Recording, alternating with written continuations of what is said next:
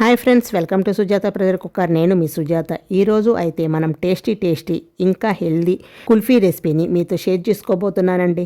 Taste అయితే అదిరిపోతుంది. ఈ కుల్ఫీ క్రీమీగా చాలా అంటే చాలా బాగుంటుంది. ఈ కుల్ఫీ చేయటానికి ఎటువంటి పిండి అవసరం లేదు, మిల్క్ పౌడర్ కూడా అవసరం లేదండి, ఇంకా పాలు కూడా ఎక్కువ అవసరం లేదు. ఈ కుల్ఫీ చేయటానికి 1 కప్పు పాలతోనే క్రీమీగా ఉంటుంది. ఈ కుల్ఫీ తయారు చేసుకోవచ్చు. చూస్తున్నారు కదా ఎంత క్రీమీగా ఉందో. ఈ కుల్ఫీ టేస్ట్ కూడా చాలా బాగుంటుంది. ఇంకా మనం పంచదార కూడా వేయడం లేదు. ఇందులో హెల్తీగా చేస్తున్నాము. ఈ సమ్మర్లో అయితే ఒకసారి తప్పకుండా ట్రై చేయండి. ఈ కుల్ఫీ చేయటం కూడా చాలా ఈజీ అండి. చాలా ఈజీగా చేసేస్తారు ఒక్కసారి చూస్తే. మరి ఇంకెందుకు ఆలస్యం, హెల్తీ ఈ క్రీమీ కుల్ఫీని ఎలా ప్రిపేర్ చేసుకోవాలో ఇప్పుడు చూసేద్దాం రండి. ఫస్ట్ దానికోసం 2 బౌల్స్ని తీసుకొని ఒక బౌల్లో 15 దాకా బాదం పప్పు వేసుకోండి. ఇంకో బౌల్లో 30 బాదం పప్పులు వేసుకోండి. నేను ఇక్కడ బద్దపప్పు వేస్తున్నాను కాబట్టి 30 వరకు వేసుకుంటున్నానండి. అదే మీరు గుండు పప్పు అయితే 15 వరకు వేసుకోండి, సరిపోతుంది. తర్వాత వాటర్ పోసుకొని 1 గంట పాటు నానబెట్టండి. అదే వేడి నీళ్లు పోసామంటే త్వరగా నానిపోతాయి.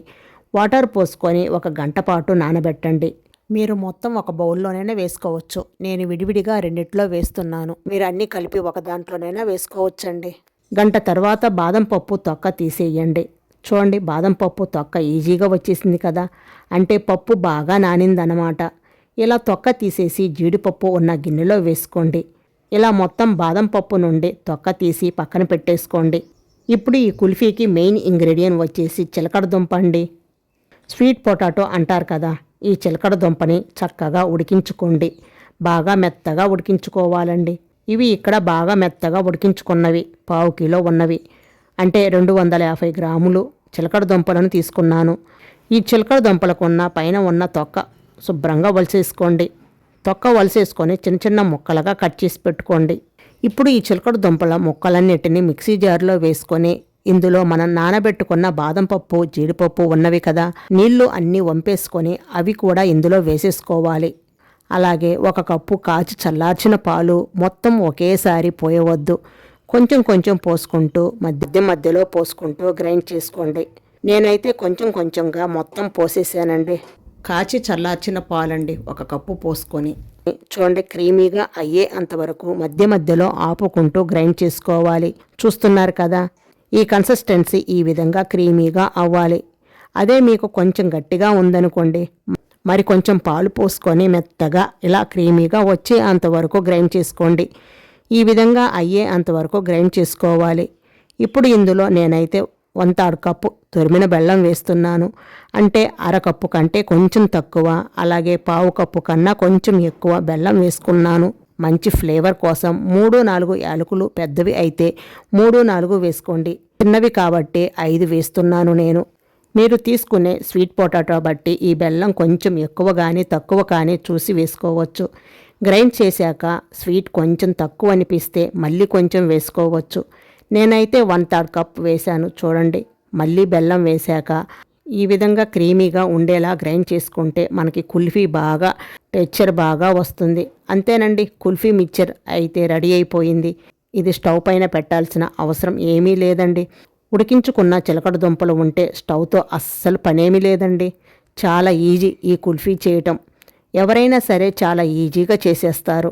నేనైతే ఇలాంటి బౌల్స్లో వేస్తున్నాను. కుల్ఫీ బౌల్స్లో వేసుకోవచ్చు, స్టీల్ గిన్నెలోనైనా వేసుకోవచ్చు, చిన్న గ్లాసుల్లో కూడా వేసుకోవచ్చండి. ఇలా కుల్ఫీ క్రీమ్ని అన్నింట్లో వేసుకున్న తర్వాత మధ్యలో గ్యాప్స్ ఏమీ లేకుండా సెట్ చేసుకోండి. ఇలా ట్యాప్ చేయండి. ఎయిర్ బబుల్స్ ఏమైనా ఉంటే సెట్ అయిపోతాయి. తర్వాత పైన కొంచెం సన్నగా తరిగిన డ్రై ఫ్రూట్స్తో గార్నిష్ చేసుకోవటమే. కాజు, బాదం, పిస్తా వేస్తున్నాను.